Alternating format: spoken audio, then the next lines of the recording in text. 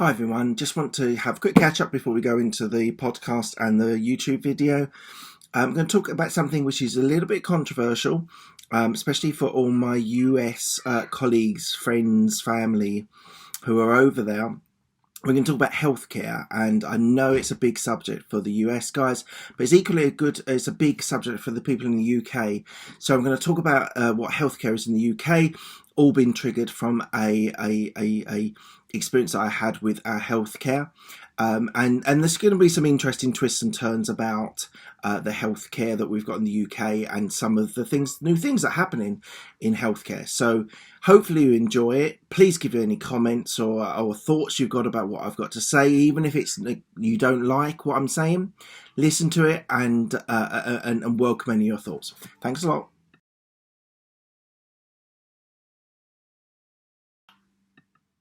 Hi everyone, it's Mark Hayward from the Absolute Business Mindset podcast, here on YouTube and on the podcast, and I apologise for a bit of the lighting on the YouTube video. It's got some glare unfortunately, but I'm going to sort these lights out before next week. So today I'm going to talk to you about healthcare.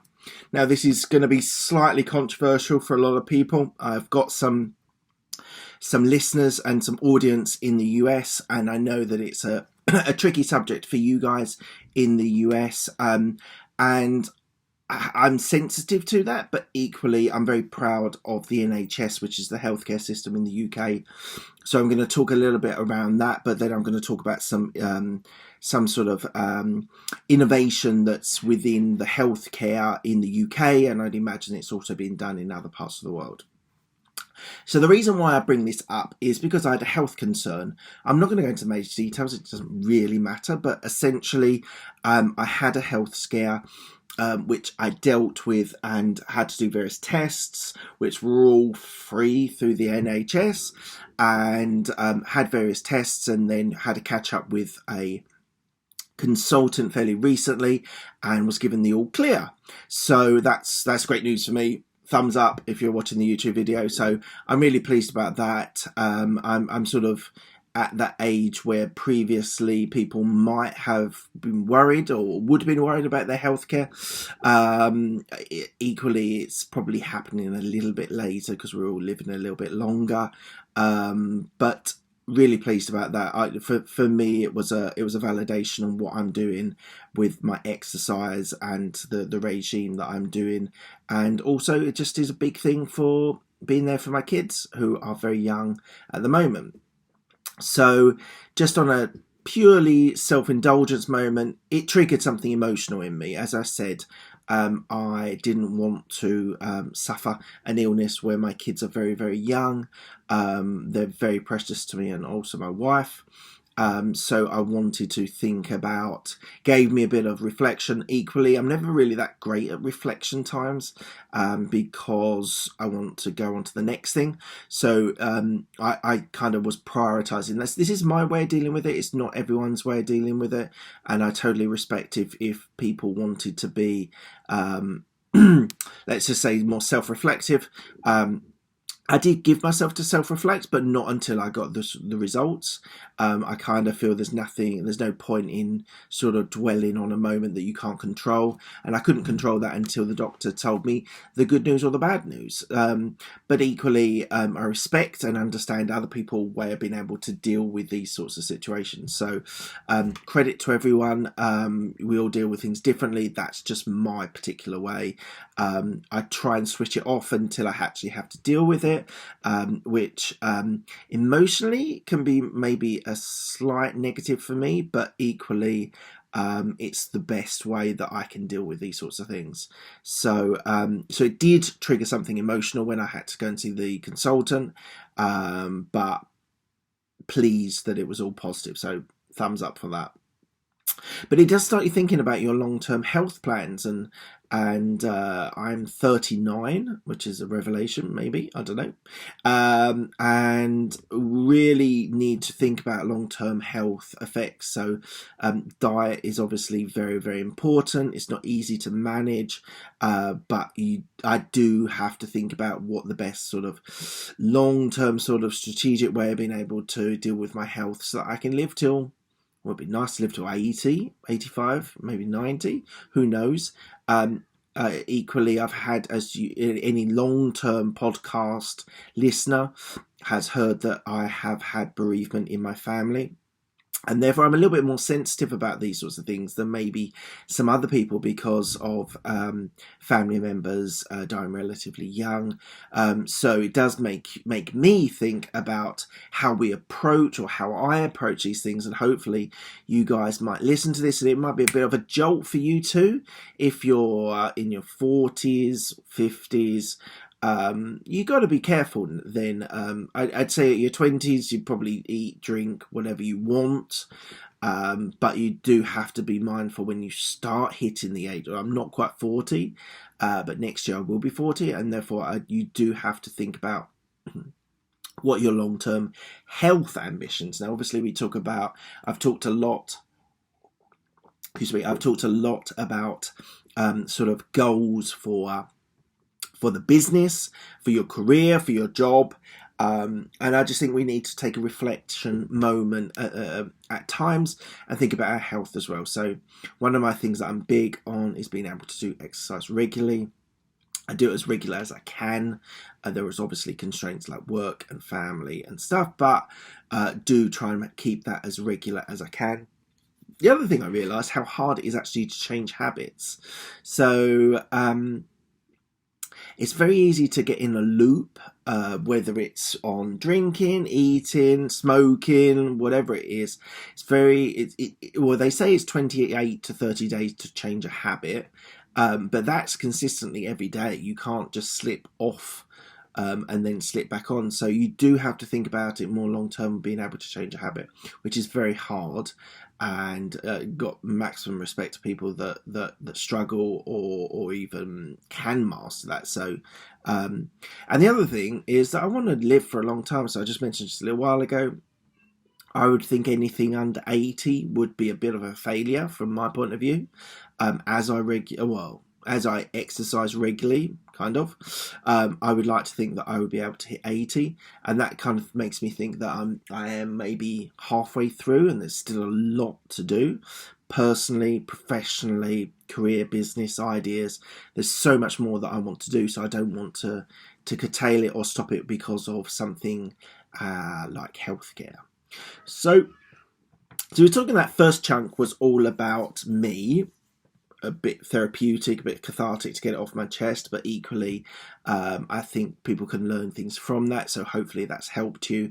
At whatever age you are, you always need to look after your health and your diet and nutrition and exercise. So and if you don't do exercise, see, we've touched on this before, but I think it's worth touching again.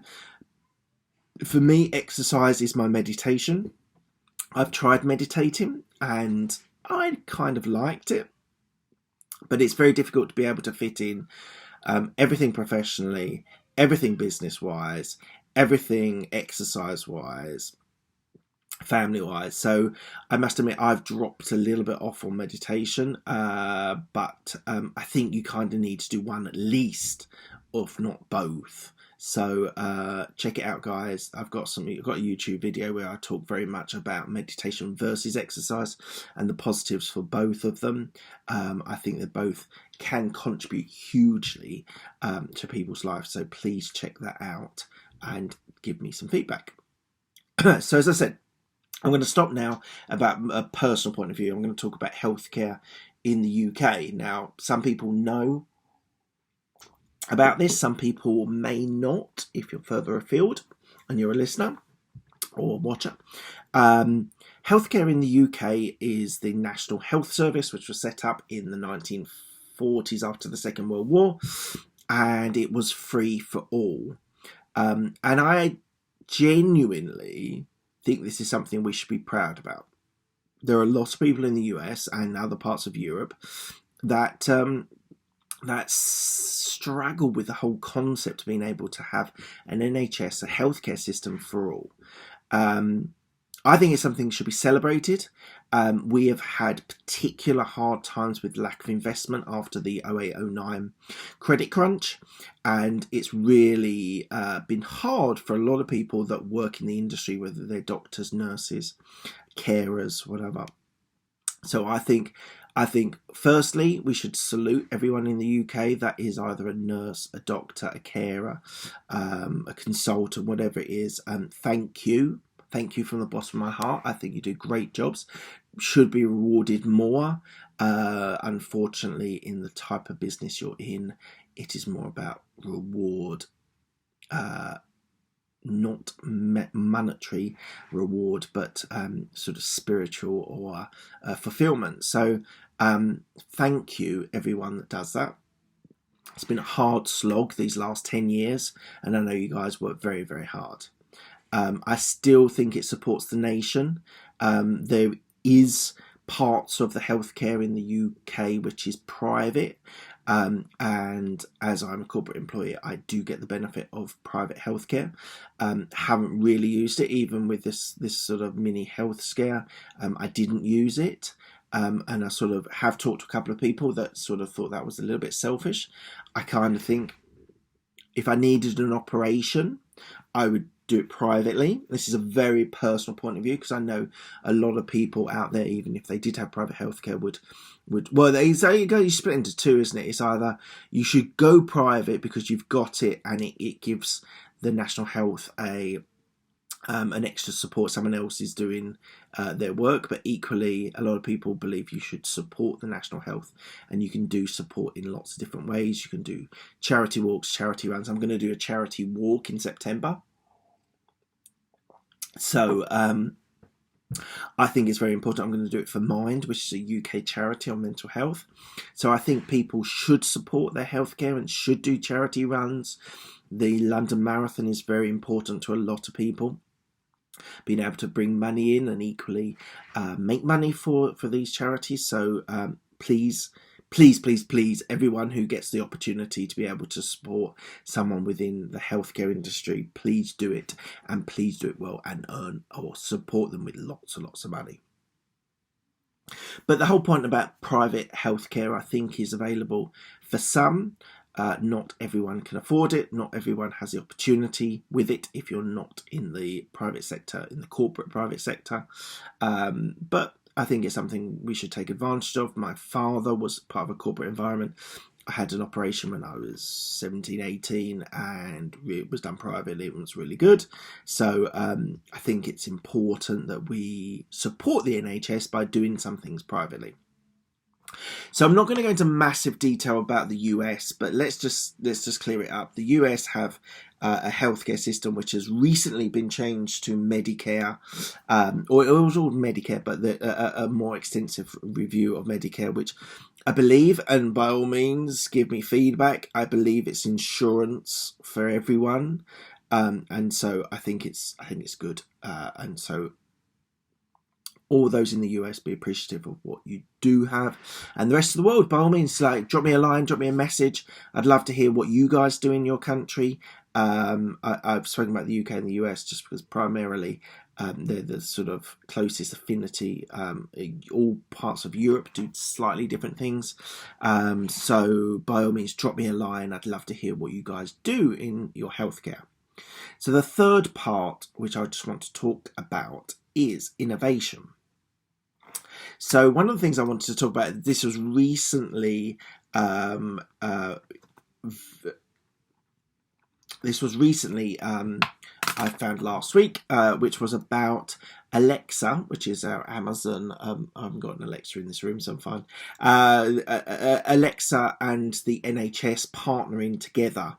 And the idea is that we'd be able to create innovation, that there would be the type of support that's needed for minor issues.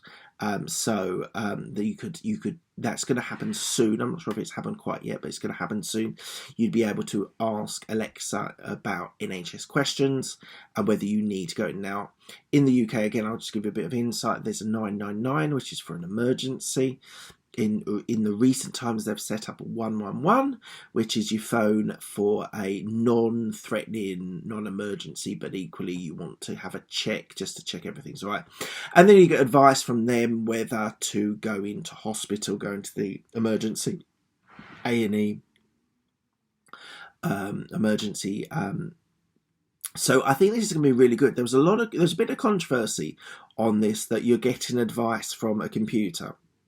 But essentially, the dynamics of it is there'll be a huge database with a bunch of questions, and you ask Alexa, and if Alexa doesn't know the answer, Alexa will tell you doesn't know the answer. If Alexa does know the answer, which I assume the database is going to be massive, they're going to be able to give you advice. Now, the advice might be go to hospital, it might be stay for 24 hours, it might be review it, it might be go to the GPs tomorrow. There's lots of different views that can go on that. But I think it's a really good idea. If it's all supported by the NHS and it's got the right answers, there's no reason why the technology can't do those sorts of things. So that innovation is great. I think technology enabling and sort of supporting the NHS in the UK is a really positive thing.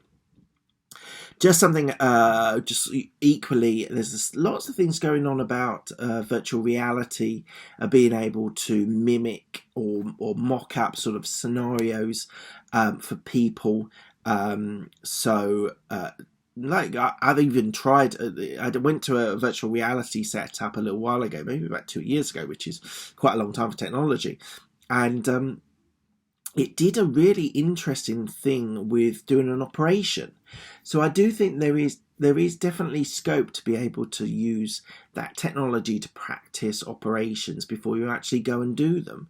So just the whole technology in healthcare, I think, is massive. And sort of artificial intelligence in I don't know, we talk about Alexa, but equally there's diagnoses on certain types of conditions and cancers and things which have been done by artificial intelligence beyond how the human has perceived things. So I think it's really important to be open to those sorts of things.